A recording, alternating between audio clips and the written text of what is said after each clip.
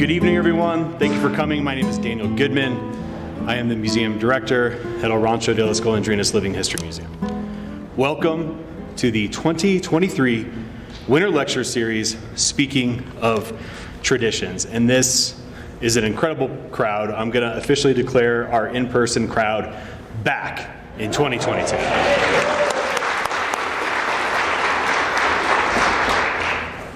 Las Golondrinas has been putting on this lecture series since 1999, making this the 25th anniversary of our lecture series. And we're happy to be partners with the New Mexico Museum of Art and presenting this series in what I think is the premier venue in Santa Fe, the St. Francis Auditorium.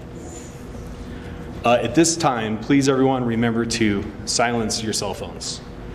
If the phone goes off, I reserve the right to throw your phone off the roof of the St. Francis Auditorium and see how many times it bounces on Palace Avenue.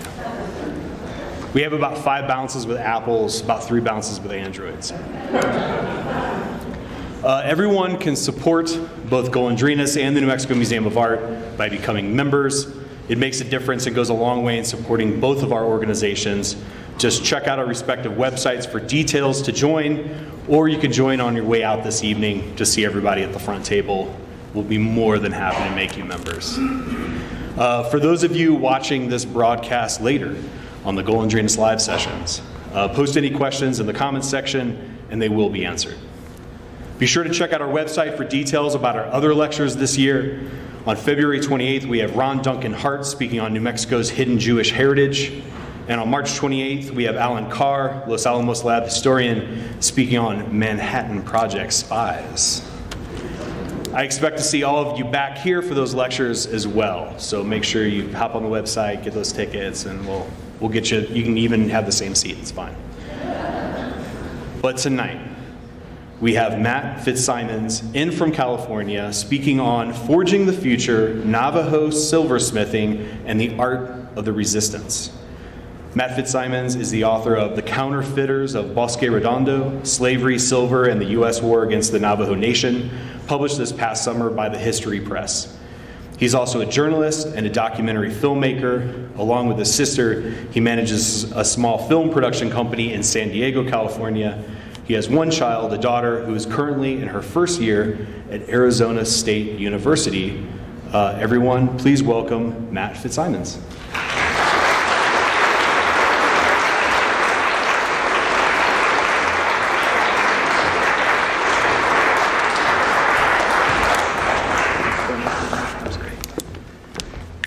Okay, well, thank you all for coming out.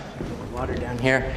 Cold week in Santa Fe, but it's wonderful, beautiful day. So we're really just delighted to be here. And thank you all for coming out. And I want to also, of course, thank El Rancho de las Golondrinas and the New Mexico Museum of Art for this amazing facility. I've never seen anything like this, so it's just a treat to be here. As Daniel mentioned, I'm a former newspaper reporter. I spent about a decade covering crime and courts back east.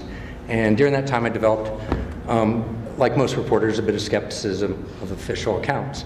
And I've also always been a fan of history and into it. And I think my curiosity, my skepticism kind of trickled over and caused me to research events that I'm interested in. And one of the results is the book that Daniel mentioned, Counterfeiters of Bosque Redondo, Slavery, Silver, and the U.S. War Against the Navajo Nation. And this is the man that the book's about, Herero Delgadito, also known as Attribution. And I'm going to apologize up front. Zeke's nodding his head, so I did okay. But I'm going to apologize up front for some of my Navajo pronunciations. My Spanish, too, could be better. So, and Delgadito was a leader during the Long Walk. For anyone unfamiliar with the Long Walk, most folks here I imagine know it, but it refers to the forced exile of the Navajo Nation to a prison camp called Bosque Redondo between 1863 and 1868. And it was, as we'll see, one of the darkest chapters of American history. Delgadito was originally from Canyon de Chelly area. He's the brother of Barboncito. Many people here may know his name. Another great leader, orator, and we'll talk more about him. They were both born into the Coyote Pass people clan. And Delgadito is also known as one of the first Navajo silversmiths, and some say the very first. We know he learned to work iron in the early 1850s, began with iron in the area of Seboyeta, and he learned from a Hispano blacksmith down there. Herero Delgadito actually is it's Spanish for skinny little blacksmith, and Attribution is Navajo for old pounder. Already sweating up here, so sorry about that. It's going to be one of those nights. I'm so glad it's on YouTube. And in turn, the Navajo, they call Delgadito's mentor Nakai Sosi, which means thin Mexican. So I think one thing we can determine is you burn a lot of calories as a silversmith, because they all apparently were skinny and thin. Now that relationship actually represents a remarkable bridging of divides. Sorry, I should stay closer, because relations were not friendly at that time between the settling community and the Navajo. In fact, Seboyeta was basically the tip of the spear for slaving incursions that occurred regularly into Navajo country. There were several prominent slaving families there, and for those who aren't aware, the slave trade had began hundreds of years earlier and persisted, and as we'll see, it actually reached its peak during the first 20 years of American rule. Despite that, somehow these two men struck up this friendship, which lasted by all accounts for years. Even through the wars that went ahead, they would visit each other into old age. So a remarkable friendship. And that's where really the history of Navajo silversmithing ends and where the myth begins. Because there's some stories about how this began that are fairly well known. The problem is they're not true. They can't be. So we'll take a look. So here we have this. I took these off the sites of a museum, not this museum, another museum, and also from a gallery, prominent gallery, and also from a blurb from a lecture, another person like me getting up and giving a talk. And they all agree on the same thing, that the Navajo learned how to work iron in the 1850s, but held off working silver until after their release from Bosque Redondo in the 1860s. And the museum's webpage goes on to add that Navajo women waited another 50 years to give it a try, until 1918. It's a convenient story in some respects. If you're one of the colonizers, it allows you to basically go, well, at least we acted like a catalyst for this. Never mind what went on beforehand. Look at all the beautiful silver. But the story makes no sense. I mean, first of all, from just a common sense standpoint, silver is easier to melt than iron. It's easier to hammer. Why would you wait 20 years to work silver when you can work iron? Silver was everywhere. It was readily available in New Mexico. It was literally the currency of the day. The Mexican silver peso is not only a standard of exchange here, all around the world. As far away as Guangzhou, seaports everywhere relied on the peso because its silver was so consistently pure and the weight was so consistent. The same reason Navajo smiths liked it. In fact, you can find photos of Navajo smiths well into the 20th century continuing to use the silver peso. Here's something else. This gets interesting. After 1868 story is impossible to reconcile with some evidence from the earlier periods. To the top right, we have William Watts Hart Davis, 1855, descriptions of fine Navajo belts of silver. He described all their clothing as blankets and the silver, all of their own manufacture. We have Gus Bighorse's memory of his mother working on silver the day she was killed by American forces in 1863. It's not the kind of memory that somebody mistakes later. By the way, I'd highly recommend the book Tiana Bighorse wrote, Bighorse the Warrior, about her father's trials during that time. And then also at the bottom we have an 1864 U.S. Army report detailing the theft of Delgadito's own belt on the way to Bosque Redondo. It was stolen by 2 American soldiers, and it was valued at the time at $100. That's the equivalent of $1,900 today, which of course would buy you a pretty nice silver concho belt somewhere on the plaza here. And then there's this. This is one of several recently discovered photographs from the treaty talks at Bosque Redondo in 1868. And you've got Barboncito, Delgadito's brother, sitting there in the middle. And you've got Barboncito's son, you can probably see peering over his shoulder, just the head. Right? And then standing to Barboncito's right with a hand on him is MacLeod, another great leader. And look what he's wearing. A beautiful example of a first phase concho belt that did not exist yet, supposedly. So, and clearly the craft had been around a while, right? I mean, somebody can come up with a design overnight, and a silversmith might be inspired, but it takes a long time for those designs to become standardized, get accepted, get wide, and there's nothing about that belt that would be markedly different than what we might see of a first phase belt here on the plaza. We also know from those reports we just looked at in the 1850s that the belt was at least 15 years in the making, maybe more. It shows. One thing we know for sure, by the way, is it was not made at Bosque Redondo. There was no silver at Bosque Redondo. That idea can be put out. That's one thing Diné oral histories and U.S. Army reports are both in agreement on. And they didn't even have enough food, as we'll see shortly.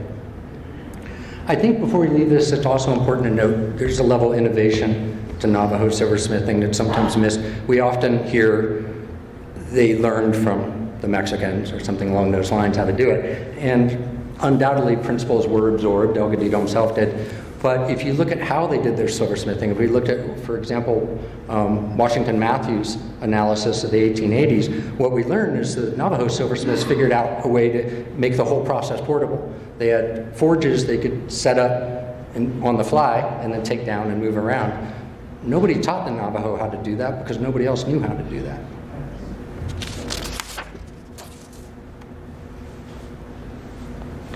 So there's another widely known story that goes something like this. In 1863, American officials had so much trouble with the Navajos raiding settlements that they forced the entire tribe to move hundreds of miles away to a prison camp called Bosque Redondo.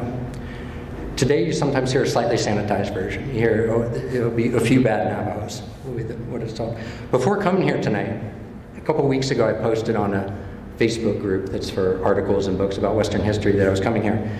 And somebody said, they held up a book, one of the earlier books, and said if the Navajo had stopped raiding their neighbors, they would have never been at the Bosque. Hope you point that out at your talk. So I am. And his comment to me is a testament to the staying power propaganda. It honestly made me wonder if 100 years from now, Russians are going to still believe there were Nazis in Ukraine. Because it's a lie. It's a total lie. And it's a lie that was made by this man, James Henry Carleton. So he arrived on the scene, as many of you probably know, to help propel Confederate invasion of New Mexico in early 1862. And shortly thereafter, he set about removing the Navajo. And he did, in public, portray it as basically a police action. For the security of the region, they need to go. We've been trying for years. But it's not true. In his private communications, again and again, to the folks back in Washington, he makes clear the real reason, gold. He was absolutely convinced the land was filled with gold. In the book, I document multiple attempts by the Navajo to avoid the war, including a proposal by Delgadito and Barboncito to move their entire band, 500 people, over to Fort Wingate, just so the Army could see they're peaceful, that they weren't doing anything. That was rejected completely, along with every other request. In fact, the commander at Fort Wingate told Carleton he was standing ready to execute all 500 of them if he needed to. So, but the orders were nope, because Carleton needed them to go. And there's an analysis here I want to say, I want to quote an excerpt from David Bruges, who for my money is one of the best researchers of this history. He worked for years for the Navajo Nation. And he analyzed the military and administrative reports of the era, and he concluded, there's no solid evidence that Navajos took advantage of the Confederate invasion of New Mexico to raid and plunder at will. Indeed, the reverse seems to be the case.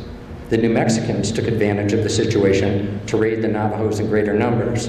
The Navajos tried, with little success, to continue the peace established by Canby's Treaty in 1861. In fact, they asked Carleton several times for a new treaty, and Carleton refused. Of course he refused, because he wanted their land. It makes perfect sense. And headquartered right next to us, at the Palace of the Governors, maybe pointing in the wrong direction. But he fell into the exact same delusion that led the Spanish here in the same place. It's hard to believe that he did, but he did. Just the night before the U.S. Army invaded, he wrote to the Army's Chief of Staff that Navajo country was, quote, as rich, if not richer in mineral wealth than California. And he was wrong, right? There was no gold, not any significant amount. And tragically, it wouldn't be his last mistake. Okay, so here's the man he recruited to do the job, to get the Navajo out. Kit Carson, famous scout frontiersman, all true. He was also a slaver. He became enmeshed in human trafficking when he was a U.S. Indian agent up in Abiquiu. And the regional slave trade, as I mentioned, began about 300 years earlier under Spain. It accelerated under Mexican rule, and then it reached its climax when the U.S. took over, thanks in no small part to Kit Carson, to Albert Pfeiffer, another Indian agent up there, and to Lafayette Head, another. This group of all friends up there, all business partners too, by the way. And the reason this is important is not just to badmouth him, but because when Carleton tapped him to move the Navajo out, Carson seized on slavery as a weapon. He turned it against the Navajo. They brought, and again, he'd been up in Abiquiu as an Indian agent and working primarily with the Utes. And he brought Ute mercenaries down, longtime enemies of the Navajo, to attack. And they were paid, as Carson himself said, as customarily with women and children. He wrote to Carleton at one point and stated it. He said, we'd like to continue paying them with the women and children. They can sell them in the settlements. And one of the advantages is we don't have to pay for them compared to Bosque Redondo. One of the other advantages is it causes them to lose that collective interest as a tribe. What we know today is genocide under international law. In addition to paying mercenaries with captured women and children, the military in New Mexico rejected repeated requests from their counterparts in Colorado to interdict the slave raids. As many as 500 men at a time. To give you an idea what this was about, 500 men at a time. Well, that was the large count, sometimes 200, 300, would set out from up north, come down into Navajo country, looking for women and children. Bands that were small enough they could overpower, they'd kill the men, and they'd take the women and children, at least the women that were young enough. And these tactics were aberrant even by the time. Carson's defenders, we've heard, will accuse folks like me of presentism, is the word they use, of using present-day values on historical figures. That's done sometimes. But let's think about this for a minute. Carson was an officer in the Union Army.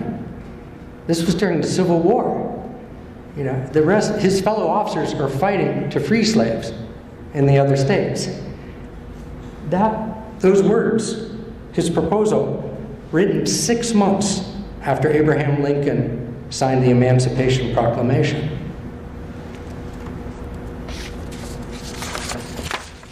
Here's one of Carson's fellow officers, Colonel Sam Tappan.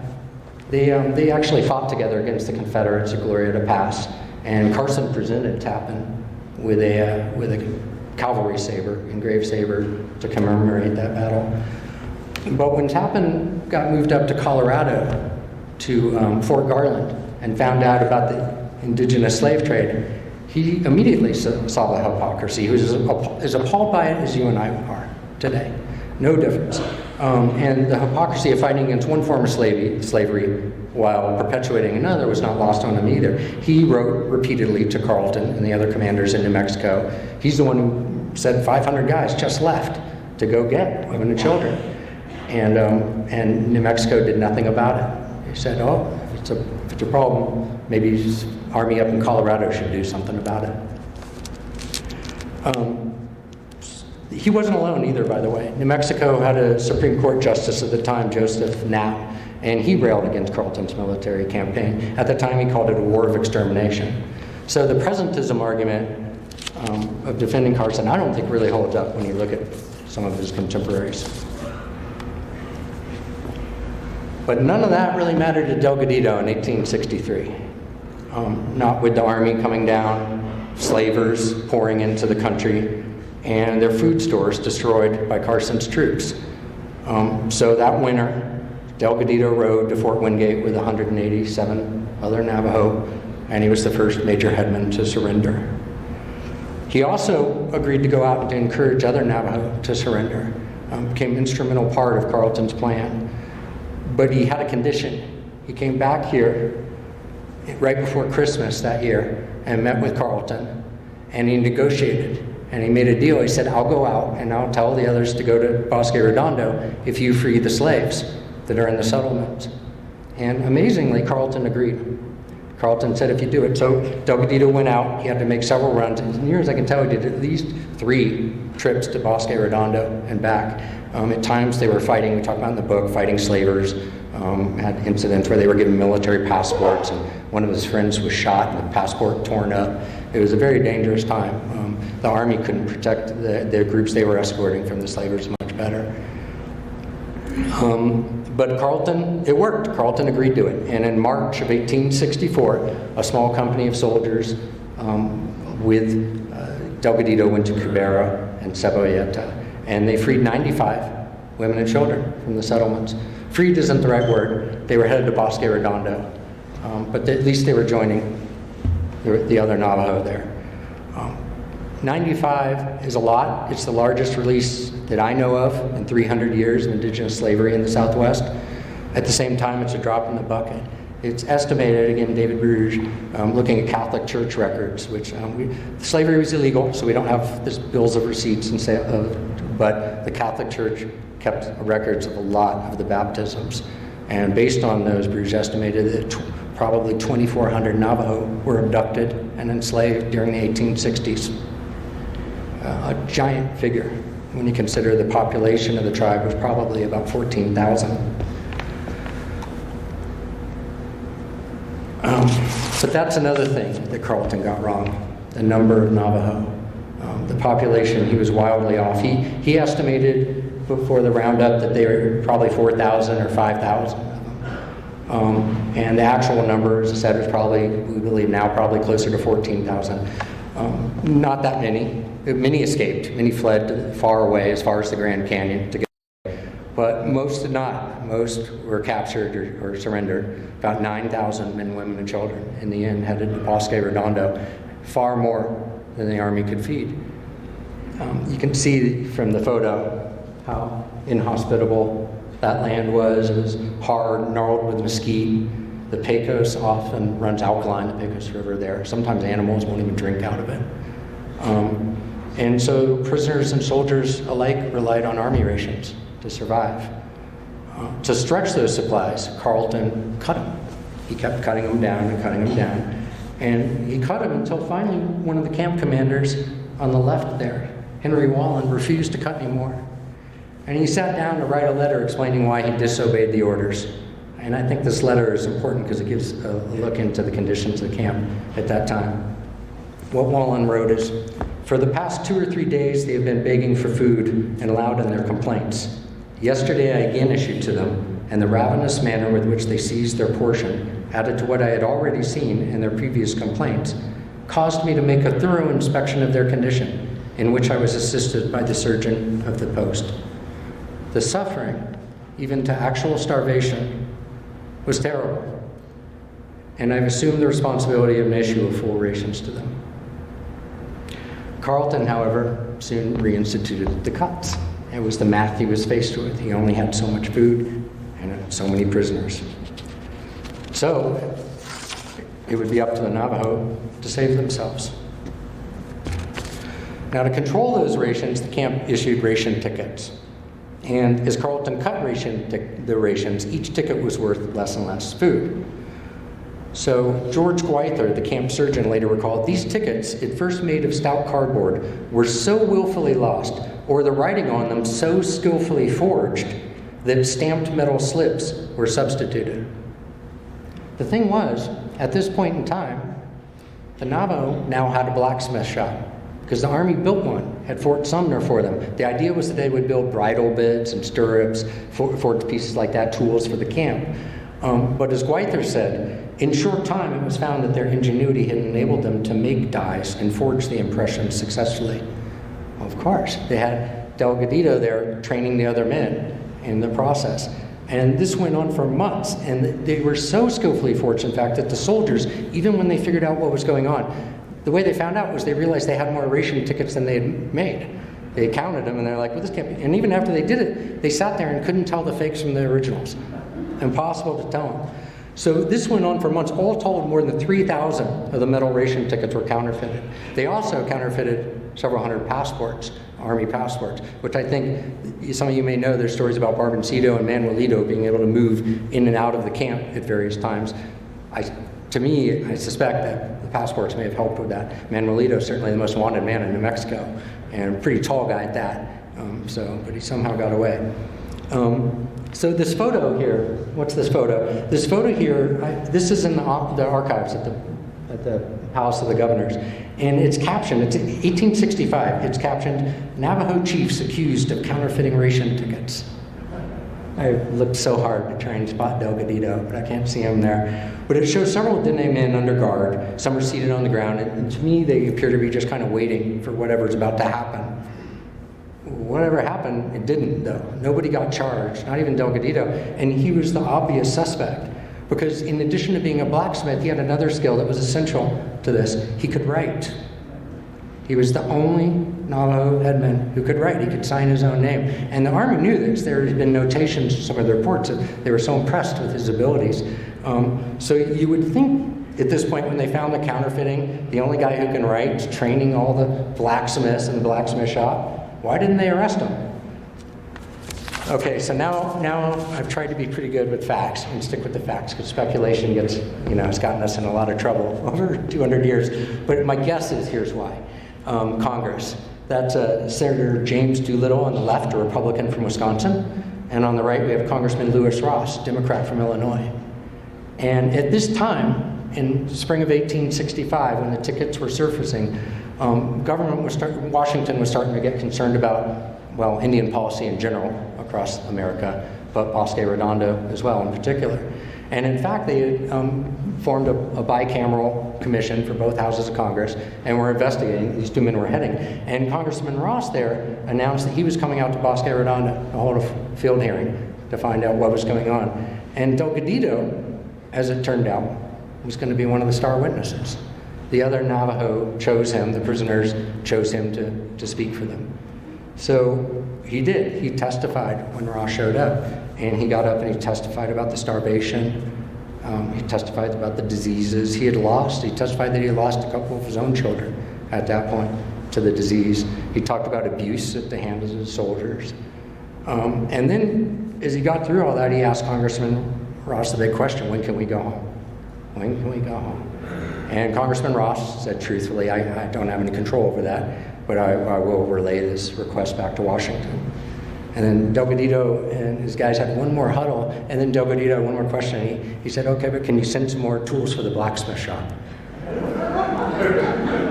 Right? I love that, the moment where the counterfeiter is asking the congressman for more tools. So the soldiers are right there. They don't say a word. In fact, Captain Henry Bristol gets up and points to the blacksmith shop as one of the proof of how well things are going at Bosque Redondo. Look what a great job we're doing subduing the folks here. And he held up, he brought a piece along with him, and he said they have some blacksmiths among them who make good bits. This one presented by Navajo is in the Spanish style. So 2 months earlier, Bristol was one of the guys counting the counterfeit tickets. I've seen his reports, his signature on the reports, but he didn't mention a word of the counterfeiting when he was there with the congressman that day. Unfortunately, despite the obvious problems and the deaths and the growing awareness in Washington that it wasn't working out, it took another 3 years, right? The wheels of government, or 3 years for the government to finally say, okay, let's do something. We've got to change something. It wasn't clear at the time that what would be done. It was clear the Navajo were going to be moved out of Bosque Redondo, but whether they would go east or where they would go, who knew? By the way, the government at this point prevented further counterfeiting. They minted round brass tokens that are about the size of a quarter, a little bit bigger, and they were very difficult to mint. or to counterfeit. However, I think at that point it probably became moot because the war ended that same year, 1865. So supplies became easier to obtain. Hunger became less of an issue at that point. So in 1868, when treaty talks roll around, now the Navajo choose Barboncito, Delgadito's brother, to be their spokesperson and lead the treaty talks, and you couldn't have had a better choice. He actually succeeded in convincing General Sherman, the same general who said war is hell, the same general who did the march to Georgia. He convinced that general to let them all go home. He said, our grandfathers had no idea of living in any other country except our own, and I do not think it is right for us to do so. Before I am sick or older, I want to go and see the place where I was born. I hope you will not ask me to go to any other country except my own. And Sherman, who was accompanied by Sam Tappan, now a peace commissioner, the man who had fought to try and end the slavery, was right there, standing next to Barboncito and Sherman during the negotiations. And so the Americans did what they had never done before in the history of the United States. They agreed to let a native nation that had been forcibly removed go back to the land they were taken from. And you can see on the treaty where Barboncito was up top, and he made a little X, I hope you can see, and then you can see Delgadito signed his name, and there's a red line through it. And then Armijo went under, but what happened was Delgadito signed Armijo, and then I think somebody must have said, hey, wait a minute, why did Delgadito make an X? And they go, you're right. And they gave the pin back to Delgadito, and you can see he signed his name under Armijo. They went back, crossed out the X, he signed his name, and then gave the pin to Manuelito, and they carried on from there. So the date was June 1st, 1868, and later that month, the survivors headed home, headed west. They formed a procession several miles long.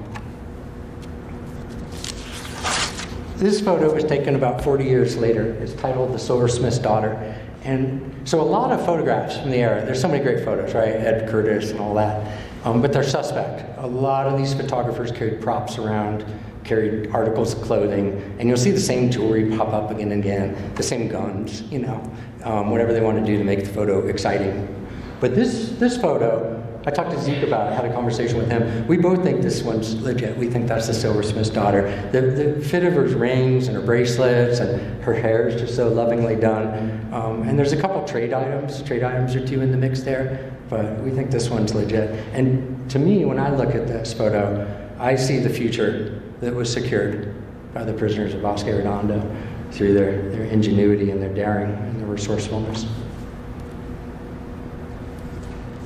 All right, so now the beat goes on, get to where we are. And so this is a really special night. You guys all came out. I have this amazing place. And then I've got my partner Jade right there in the front row. She came with me, Santa Fe, and I've been in Mexico before. And then I've got Zeke right there. And so Zeke is originally from Chinle, Canyon de Che area. And he counts Delgadito and Barboncito among his ancestors. In fact, he's got several prominent silversmiths in his family tree. And he is quite the jeweler himself. So he's known for his traditional, well, first I want to go through this stuff. So he let me borrow these photos. And up at the, you've got the, up at the, I don't know if you can see, but he's carving a tufa stone. Can you guys see that? And he's carving the shape of the knob and then right there. And then over on the right, what we've got there is bits of mercury dimes and bits of silver bars melted down from old Morgan silver dollars. Zeke very much uses the old traditional, when he can, coin silver. He's got some amazing stuff tonight too. And then the final result, one of his pendants with the little turquoise stone inset there. And the thing I love about Zeke's work is I've told him I can't tell his work apart from the stuff that's 100, well, I'm going to be careful about the years, right? We just saw how dangerous that is. But from the really old stuff, I can't tell it apart. And Zeke also does a lot of traditional and ceremonial beadwork. I know he was having a great conversation before the talk about how he does it, and he's got a pump drill. He actually brought it tonight. But he told me he's used electric drills in the past, like Dremel, but the pump drill actually gives him more precise control, he feels, over the speed and the feel of the process. So he sticks with that. And you can see and purchase some of his art even over at Shiprock, Santa Fe, again, right across the plaza. And he's been super generous. I want to thank Zeke for his time. Helped me with a lot of my spellings. My pronunciations are beyond help, I think. I appreciate the help with the spellings.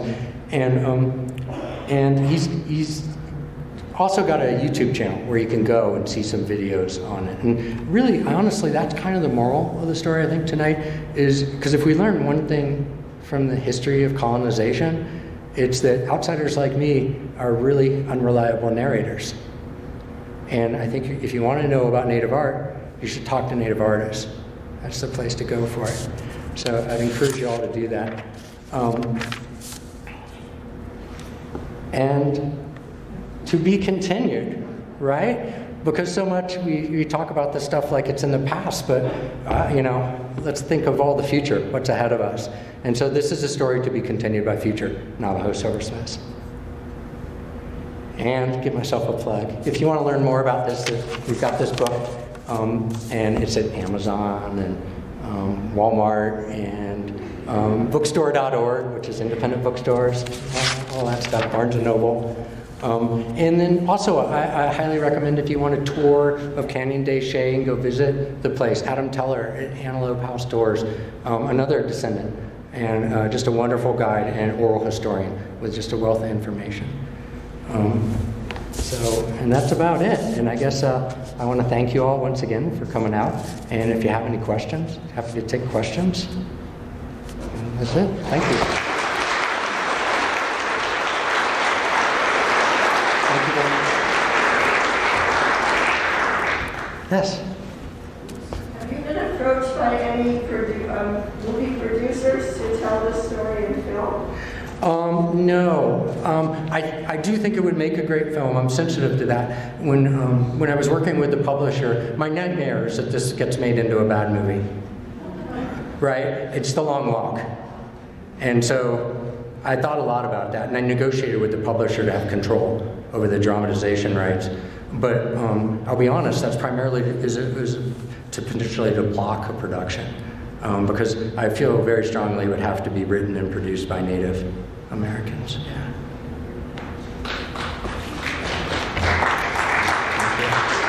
Any other questions? I want to thank you guys. You must have questions. I want to thank you all for coming out. If not, that's cool because we can go out. I think they want us out of the main area. Oh, yeah.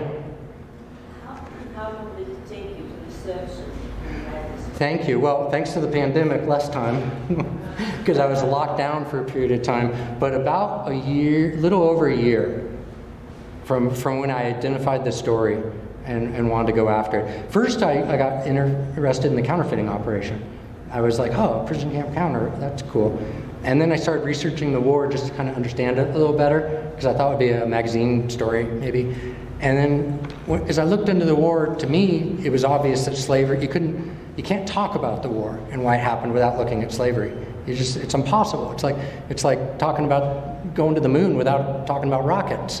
And so I felt that a book was in order to address that as well, and to look at the causal reasons for it. Yes, please. Are any of these counterfeit ration tickets, the metal ones, still exist? Not that I know of. They were, I think, 10. We think they were 10 from what we can tell. So we don't think they lasted. Some of the brass tokens do exist that were the ones brought in to replace them. I have one. I should have brought tonight. Sorry. I sometimes am reluctant to share it because it gets confused with the ones that were counterfeited. But they did find one at Fort Sumner. Aaron Roth, the director at Fort Sumner Bosque Redondo Memorial, they found one hidden under the floorboards, like an Al Capone thing. Which raised great interest in their minds in the counterfeiting. I should mention, by the way, the staff at Fort Sumner and Bosque Redondo Memorial just provided outstanding help to me during this. I came to them with the weirdest requests. And they never blinked and looked into it, and I really appreciate it. And if you haven't been to Bosque Redondo Memorial, it's a tough visit. But they tackle the toughest history we have, and they've got some new exhibitions that opened this past year, done in conjunction with the Navajo Nation and Mescalero Apache officials, and it's just absolutely amazing.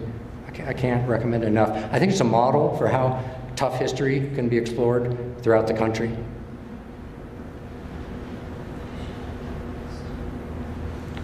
Anything else? Yes, please, sorry, I'm happy. Feel free to shout if I don't see you. Do elders carry these stories, and do you? Absolutely. Okay, I'm glad you asked that. Thank you. So oral histories were crucial to this. I mentioned Adam Teller. He was a great source. All his stories, you know, he'll immediately start talking about his grandparents is where they came from. And the thing I want to say too, for people, for outsiders who aren't part of the community, it's easy to go oral histories, right? Because we all have family stories. And some of our family stories, I mean, you may not believe the story about what the fish that was caught last weekend with some of them, but the oral histories, I can tell you, at least in my experience, the accuracy is stunning, like remarkable. It shows the dedication, I think, of each generation of preserving. Down to the point, I'll give you an example. So Barboncito and Delgadito had a brother, Sordo, and Adam had told me he was killed, that he was killed and he was mutilated by the Americans.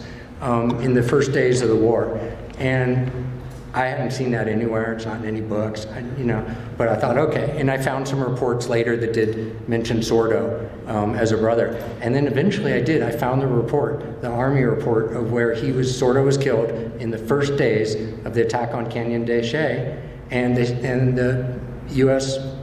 New Mexican volunteers, they scalped him. By the way, every single scalping that occurred that I came across in the records was committed by American forces. Every single one. Yes, I'm sorry. Thank you. What's the relationship between the Herero and the Diné at Bosque Redondo? Because, the Diné... Right, great question. Great question. So for those aren't, so Mescalero Apache and Navajo,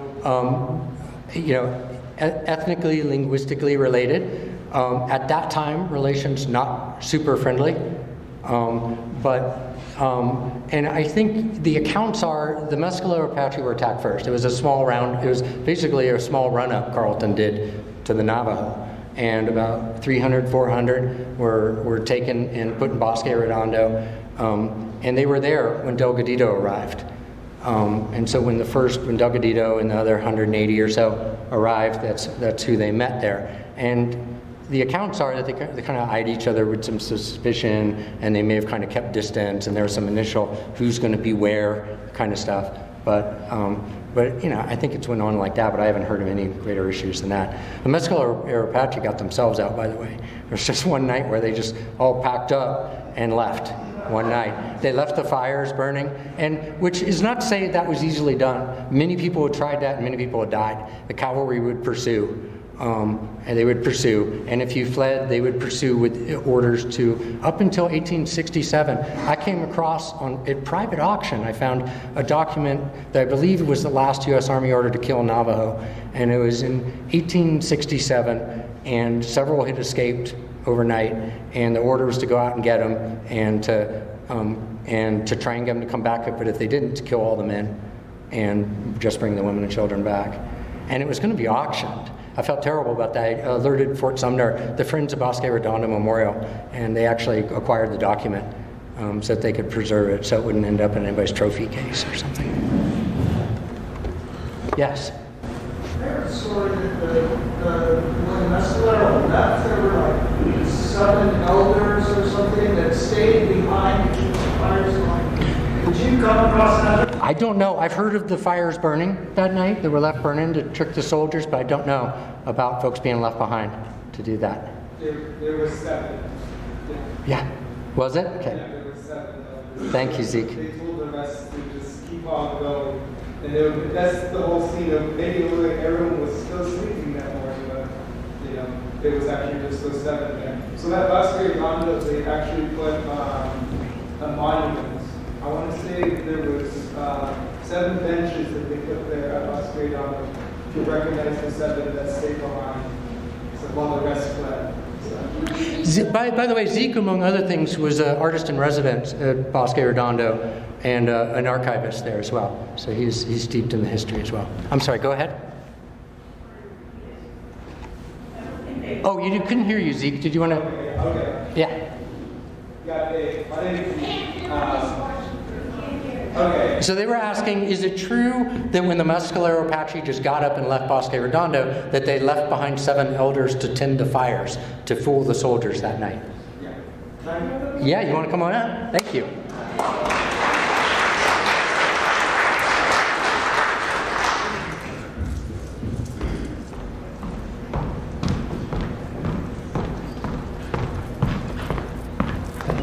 Yes. So yeah, there was 7 that stayed behind at Bosque Redondo in terms of the Mescaleros. They were elders that stayed behind.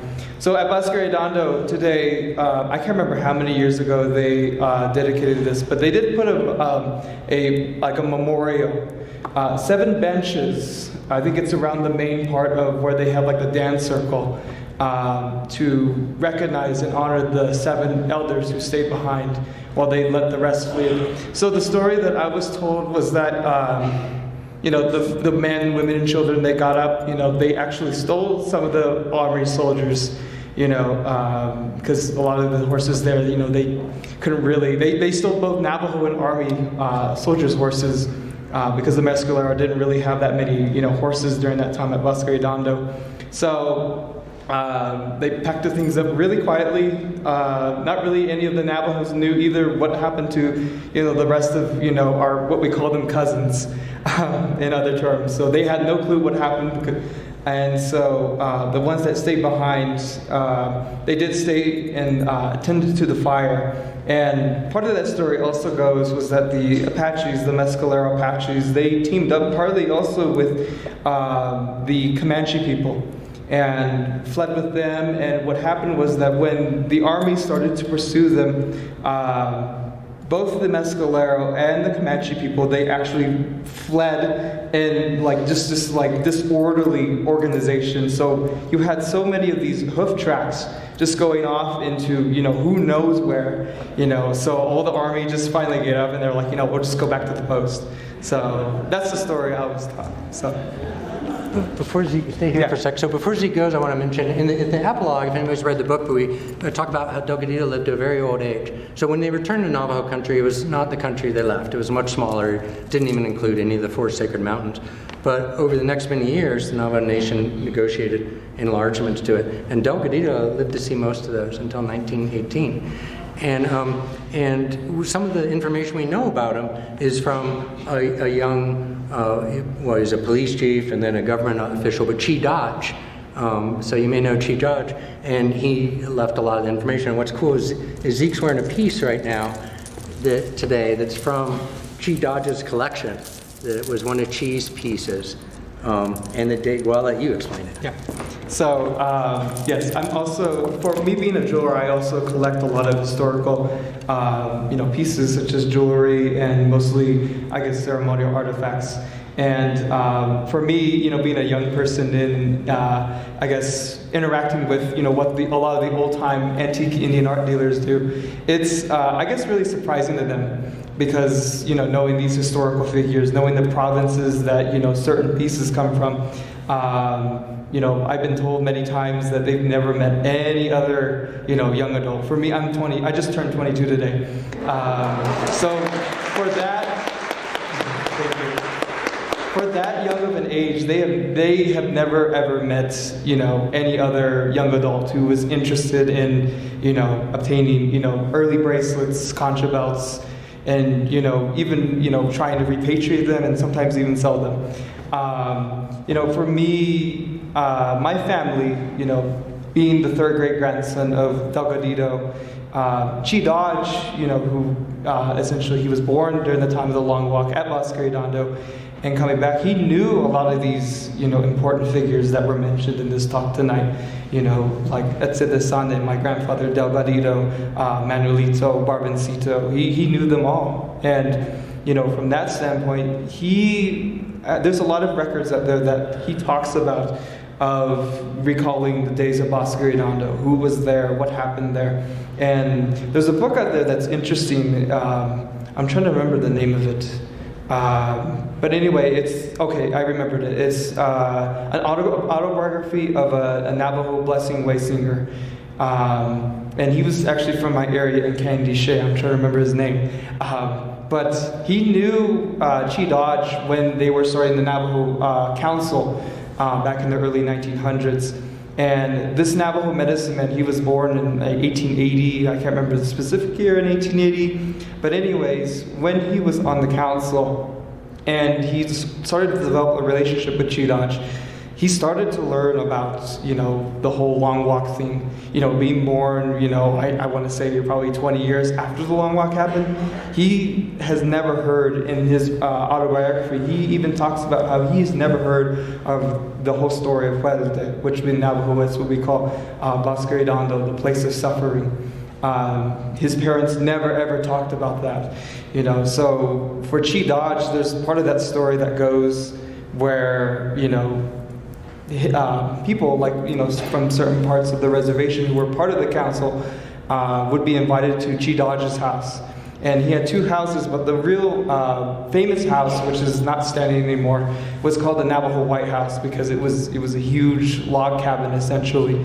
And they talked about how fine, you know, of a place it was. It had running water, had electricity, paintings in it, and his collection, especially of Navajo and Pueblo weavings and jewelry, was outmatched. He was called, I guess, in a way, as a king, a person of, you know, the greatest wealth in all of the southwestern American Indian country. But anyway, they would invite, Chi Dodge would invite all of these council members over to the Navajo White House to specifically have coffee, you know, bread, whatever it was, and have stories about the long walk that, you know, their parents who've experienced that time of the long walk, they never taught their children about any of that. And I guess part of that even still resides today, you know, where there's Navajos who, even I've come across it, Navajos who tell us that we're forbidden to talk about the place of suffering. And part of that reason is because they say that we'll bring it back. We'll bring back that time of, you know, a destruction, a time of, you know, just total turmoil. But for me, you know, being involved with, you know, helping Matt with the whole long walk and, you know, the whole war story, and even being, you know, in touch with Bosque Redondo Memorial, you know, I'm proud to say that, you know, I go against that teaching, you know, because obviously, you know, if you don't learn from history, you know, you're going to repeat it in some way. So for me, you know, yes, it is, you know, painful to go through. You know, for me, I did an Eagle Scout project at Bosque Redondo that talks about the importance of Navajo weavers, the trail sheep, and the Navajo women during the time of the long walk. You know, for me, visiting Bosque Redondo that first day, it was overwhelming. You could feel that anguish. You could feel that sadness just going over you. And for me, you know, following in the footsteps of, you know, trying to live by Navajo traditional views, I'm also an aspiring hathatli, which is a chanter.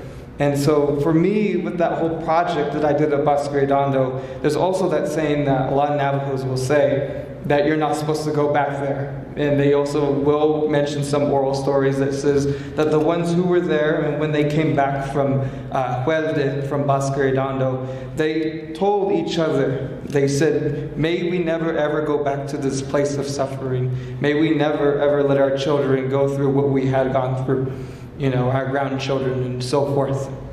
But there are Navajos like myself that have gone back there because, you know, there's still that, you know, sadness there. There's still that, you know, unrest of what happened over there. But for me, I have a purpose over there. And I had to explain that to all the medicine people that I have ever interacted with so far in my time of living, is when they learned about me going to Huelte, the place of suffering. And they asked me, they raised their eyebrows and they go, you know, what do you have business doing over there? And I was always, you know, I always tell them, well, I have a purpose for going over there. I'm trying to change this place of suffering into a place of healing, you know, to remember the ones that, you know, obviously did make it back, but to never forget the ones that never made it back, you know, because they are still there, you know, and according to the Navajo traditional views. So part of what I'm getting is, you know, the whole Chi Dodge thing, I guess. He had a whole bunch of connections to, you know, medicine people. And for me, you know, just hearing about, you know, my grandfather, you know, Chidaj being, you know, in contact with my third great grandfather, Delgadito, he was also Hatafi, and so was Barboncito. Barboncito knew, from what I remembered, a total of 8 major ceremonies, when a lot of Navajo medicine people know around 2 to 3 major ceremonies. One of the major ceremonies that Barboncito knew was Hajaja, and Hajaja is the blessing way. And for me, you know, learning about my past family of being chanters and being there at Bosque Redondo, one of the first ceremonies I learned was Nayej, which was protection way, because for the whole project that I was doing, going to Bosque Redondo, researching the archives, seeing what the place, of course, it's different from what it was nowadays, but to know what happened here, you know, I had to place some kind of protection on me. And you know, for the whole thing about, you know, me being a youth, especially, freaks a lot of people out because, you know, some of the elders I've come across, they always say, you know, why aren't you, you know, on your Game Boy? Why aren't you, you know, playing your PlayStation? And it's like, you know, I have those things too, but really, I get so really bored of them. It's, for me, you know, history and storytelling especially is what my family is known for. You know, being storytellers, being chanters, you know, jewelry makers especially. You know, it's something that I try and keep myself busy with every day. You know, it could be obviously jewelry, it could be, you know, basketry, pottery, you know, whatever it is. I'm that kind of person that always has to be doing something. But, you know, for that whole talk of, you know, Bosque Redondo and the whole long walk, there are Navajos that I have met before that have never really heard of Barboncito, that have heard of Manuelito, you know, of what the atrocities that happened there because their parents won't tell them about it. And, you know, like I said, it is painful, but, you know, it is, you know, a part of our story. And, you know, for that, the whole story that I tell everyone is that, you know, it's a story of, you know, strength, of survival, you know, that, you know, we went through such hard times, but, you know, we are a powerful people, and that, you know, we should never forget, you know, those who came before us, you know, who showed that strength, you know, because I wouldn't be here if it weren't for, you know, the strength of my ancestors. So, yeah.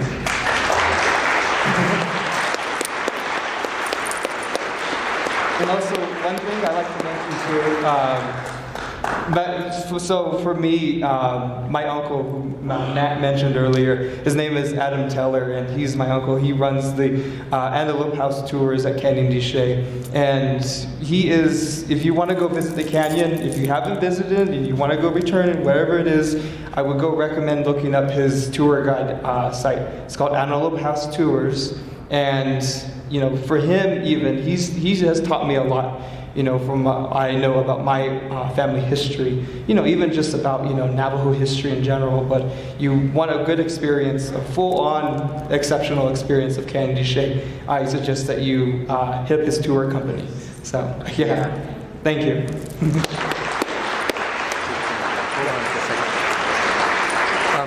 Yeah, I know Daniel wants us to wrap up, and we'll probably go outside in a minute. I just want to thank you guys again and echo that about Adam. So there were 3 copies of the treaty of 1868, and one is now in the Smithsonian, and one went off with Barboncito and disappeared. And I think Adam's the only guy who probably knows where it is, but he's not telling. And the third one, nobody knew where it was for the longest time. And then it turned out it was in Sam Tappan's house, right? Sam Tappan. And his great-great-grandniece, Kitty Weaver, found it a few years back in the attic. She still lives in the house. And found it in the attic and donated it to the Navajo Nation Museum so that now they have their copy of it as well. Zeke was saying wonderfully about the conflicted feelings about this history, and I think that goes for a lot of people. There's conflicted feelings, and a lot of people are reluctant. A lot of white Americans are reluctant to look at this history and get defensive about it. But I think, as ugly as it is, there's incredible, valuable, important lessons, and not all of them dark. I mean, as Zeke was talking about, that it's inspiring the way people pulled together and survived this. It's miraculous. It's like, how is it possible? And I have one short chapter. All the short chapters are pretty short, but I have one short chapter on an incident late in the camp in 1867 when a fight broke out between soldiers and some young Navajo warriors. And when that happened, Manuelito heard the disturbance, and he saw a major, one of the majors and some other officers riding down, and he was worried, oh God, there's going to be bigger trouble. So he hopped on his horse, and he chased after the major, and he tried to get them to stop, and they wouldn't stop. So he chased after him some more, and with his bare hands, he grabbed the major's bridle and stopped his horse by hand and said, you guys got to stop, you're going to go down there and get shot, and there's going to be more problems. And it worked, and it kept the thing from becoming into a bigger incident. And they later had a hearing, and they had new camp commanders by that way, and they all went in. I have in the chapter and testified. And you can see this, the strength. It's not a story of victims, it's a story of heroes. And so I encourage you all to learn more about it and not be afraid of this history. And by the way, I'm talking to the wrong people because you all came out tonight. So tell folks who didn't come out now. Okay. Thank you.